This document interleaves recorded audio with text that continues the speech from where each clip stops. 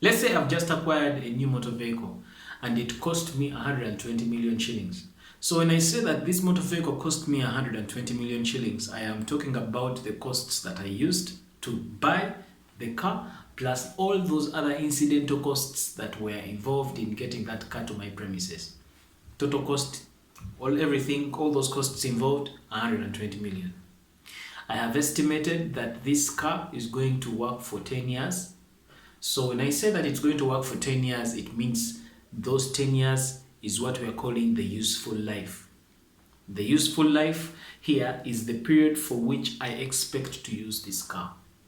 So after these 10 years, I'm supposed to dispose this car off. If I'm to dispose this car off, according to my estimation, I can only make 20 million off it. That is, if I dispose it off, that is, maybe sell it or auction it, I can only get 20 million as money from that car after it has worked for all the 10 years. That 20 million that I am able to get from this car after I have disposed it off is what we call the salvage value, or call it the scrap value.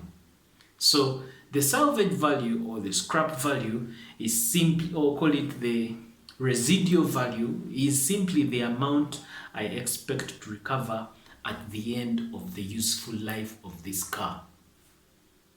So what does this mean? It means that if I get the cost, which was 120 million, and I deduct the salvage value, or call it the scrap value, or call it the residual value of this car, which I have estimated to be 20 million, the difference between these two figures is going to give me 100 million. This 100 million means that this 100 million is the cost that I have consumed during the lifetime of this car. This car was 120 million. I was able to consume 100 million, and when I sell it at the end, because I'm no longer using it, I'm only able to recover 20 million. So this 100 million being the cost that I have consumed in the process of making this car to derive revenue for me over its useful life of 10 years, this is what we are calling the depreciable amount of the car. It is the cost that I have consumed as this car has been generating revenue from me over the 10 years. So now if I get this depreciable amount and I decide to divide it evenly over the 10 years, in this case, if I get this 100 million and divide it by the useful life of the car, which in this case I estimated to be 10 years, it would mean that my answer is 10 million. 10 million in this case simply means that this car's depreciation, or I will be depreciating this car at a cost of 10 million for each of those years until the 10 years are done. This method of apportioning a similar rate of depreciation across the useful lifetime of a non-current asset or a fixed asset is what we are calling the straight line method of depreciation. So the straight line method of depreciation is simply a method of depreciation that allocates the same amount of depreciation throughout a non-current asset's useful life. The formula here is simply going to be, we are going to get the cost, like I have been illustrating earlier, subtract the residual value. Cost minus residual value is going to give us the depreciable amount, and it is that depreciable amount that we are going to divide by the useful life of the fixed asset. In this case, we had chosen 10 years. It could be 20 years, it could be any amount of time, depending on the accounting policy. Let's do a quick worked example. A machinery costs 20,000 with an estimated useful life of 10 years, and it has no residual value. Calculate the depreciation using straight line method. Again, we shall simply quote our formula.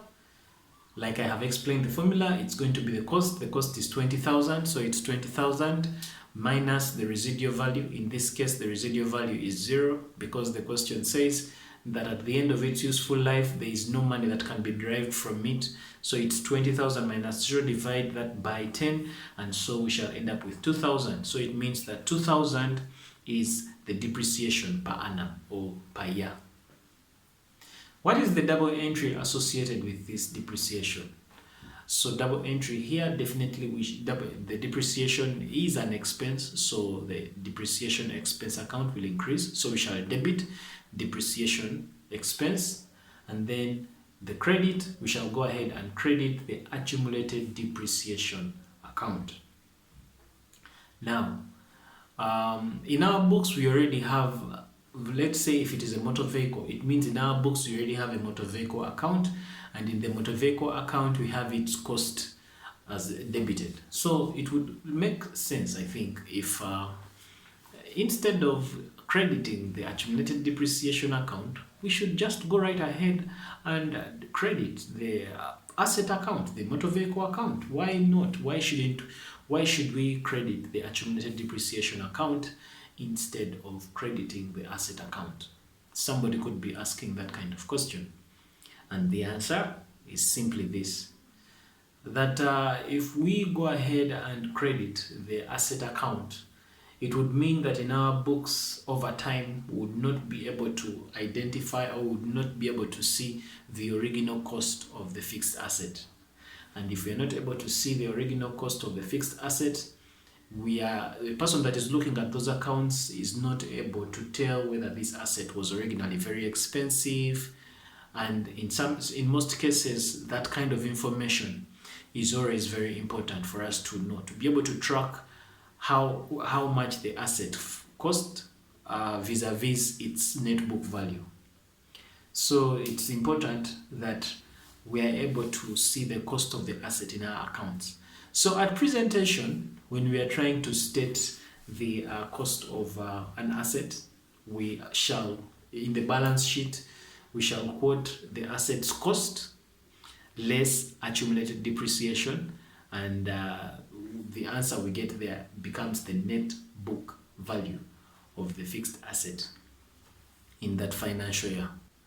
So again, the accounting entries for depreciation, we shall always debit the depreciation expense account and credit the accumulated depreciation account. Now sometimes some people credit accumulated depreciation account, some call it the provision for depreciation. The accounting treatment will still be the same, whether you call it accumulated depreciation or you call it provision for depreciation.